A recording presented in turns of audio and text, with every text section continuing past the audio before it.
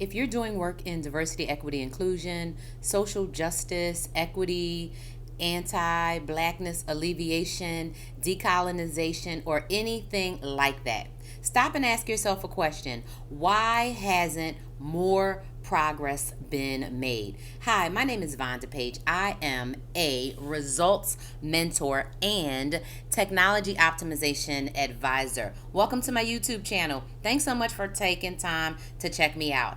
I'm here today to specifically talk to you about empathy and how the lack of empathy is evident in why there has not been more progress when it comes to alleviating anti-blackness. And I believe that alleviating anti-blackness is at the core of what we need to be doing. DEI needs to be dumped.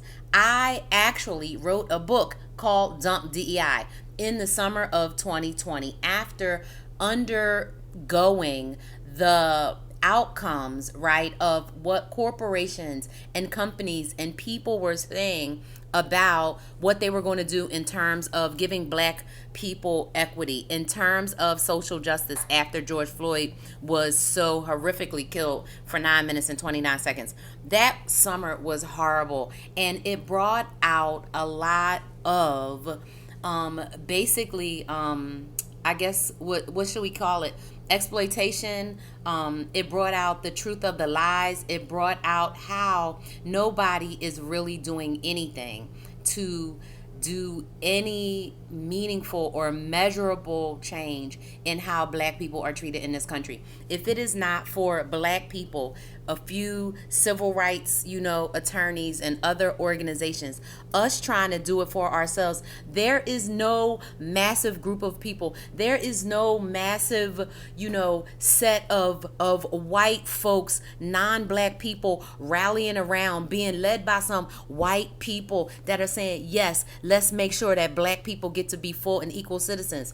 That is not happening. And that's why I'm here. That's why I'm on YouTube. That's why I have my own podcast. That's why I have my own channels. That's why I have my own app where I can say whatever the hell I want, because I am tired of TikTok and LinkedIn and Facebook and Instagram and every last one of them. Because what we have got to recognize and what we have got to talk about is the fact that the master's tools are never going to bring down his house. So what that means is that if we care about our own justice, if we care about our own liberation, if we ever think that we as black human beings are going to be seen equitable and treated equitable in America and around this world, then we have got to stand up like we never have before. We have got to put our courage into action like we never have before. We have got to be convicted like we never have before. We have got to build a coalition like we never have before.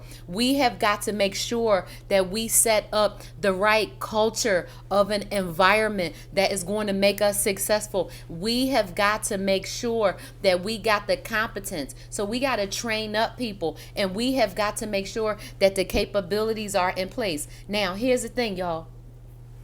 I just rattled off 7 C's. Those are actually my 7 C's that really help to curate change, right? The 7 certainties of change. I wrote another book about that.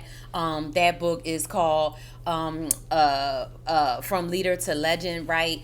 And so, the thing is, it takes a lot to make real change. But the big thing that it takes courage. And the way we get to courage is we get to courage, right, through empathy. And we get through empathy through that self-love. And one of the reasons where we're struggling so much when it comes to self-love, one of the reasons is we're struggling when it comes to giving ourselves empathy is because of the conditioning, is because of the programming, is because of the training, is because of how we have been programmed and treated and trained, right, to treat ourselves as black people, and how the rest of the non-black world and the non-indigenous world has been trained to hate black and indigenous people, because that is how capitalism was able to be built up and to be thriving. Okay, now this is not something that is going to be on what they call mainstream media and in regular conversation, because this is not how it works, y'all.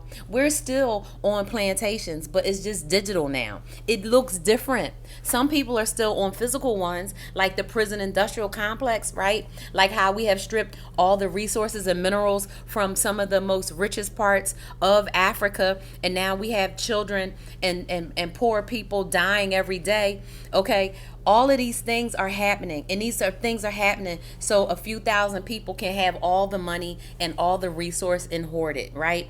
And at the same time, right, in order to foment more anti-blackness, they have to set it up in our corporate spaces, in our academic spaces, right, to make us believe that things are not really as they are. Because if people really had the quote knowledge, right, and the information, people would make different decisions. Because when you know better, you do better. I believe that. Maya Angelou said it, but I believe it's true, because every day I think about the things I've learned and how I can't go back and undo and live like I don't know what I don't know, right? I have to live in the life that tells me this is what you learned yesterday, so now this is what you got to do different today. Whether that's learning about myself, whether that's learning about the world, which they're in and of the same, right? Because I'm here, I am in the world, and I'm part of the world, right? And the world is part of me, and my ancestors are part of me, and you are a part of me, and I'm a part of you, if we are exchanging energy. So if I come across your For You page on TikTok, or you come across my YouTube, or you come across one of my TikTok reels, or my Instagrams, or wherever you meet me, right?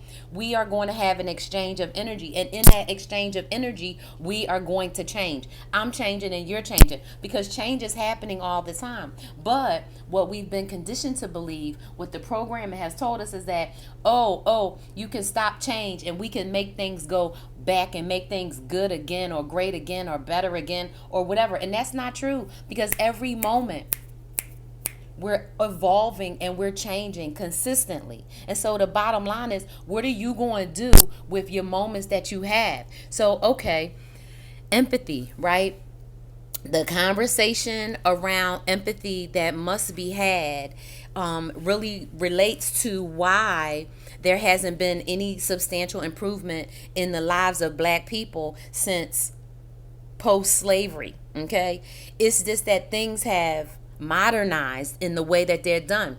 And the reason that I know that that's true is because if it wasn't true and people felt like, oh, these are isolated incidents, or black people really do have rights and things are really not that bad, then every time I speak out, every time other people speak out, they wouldn't get ostracized, they wouldn't get punished, they wouldn't get things happen to them for speaking out. If what I was saying was okay and normal and okay to talk about, then I wouldn't have to be going from social media site to social media site to social media site to social media site, trying to build up a platform and this and that. The bottom line is, there is not a real drive, right, for liberation for black people. Not inside of blackness and not outside of blackness. Not inside of whiteness, definitely. Because whiteness, right, is trained to uphold the power structure. Whiteness, right, is trained and conditioned and in fact punished if it goes against how things are supposed to be. We all know that. You know it, I know it, and everyone knows it. So the bottom line is, what are you going to do about it? The bottom line is, if you're calling yourself a person who says, oh, I'm all about justice, and I believe that black people shouldn't get killed in the street, and I believe that black people, if they want to be president, if they want to be a lawyer, if they want to be a doctor, if they want to be a dancer, if they want to be an actor, a singer, a social media commentator, whatever they want to be, I believe they should be that. Do you really believe that? Or do you just believe, I don't want to see black people get murdered in the street, but no, hell no, they can't be the president of my club. No, hell no, they can't be my kid's teacher. No, hell no, they can't come to my gym. So what is it that you want? Because I think that is the first and foremost question that non-black people have to ask themselves if they're working in diversity, equity, inclusion. Now, if you're a black person and you're working in diversity, equity, inclusion, let me just tell you, you are beating your head up against a wall that is not only brick but titanium and every other hard surface, because there is no formalized structure that is set up to give black people freedom or equity or liberation or justice. You have to accept that. And once you do accept it, then you can decide what you want to do. So I want you to, hey, stay tuned, and let's keep on talking about it. Thanks so much for joining another episode of Dump DEI. Dump DEI is the podcast where I'm going to talk about how we get to the end point. And the end point is to abolish anti-blackness. The end point is to make sure that we get to this conversation so that people understand the work that has to be done. I'm not going to just talk about the problems and the things that are going on. I'm talking about what the hell we need to do. What we have to do is dump DEI, and we have to do so in favor of abolishing anti-blackness. Thanks so much, and I'll see you next time.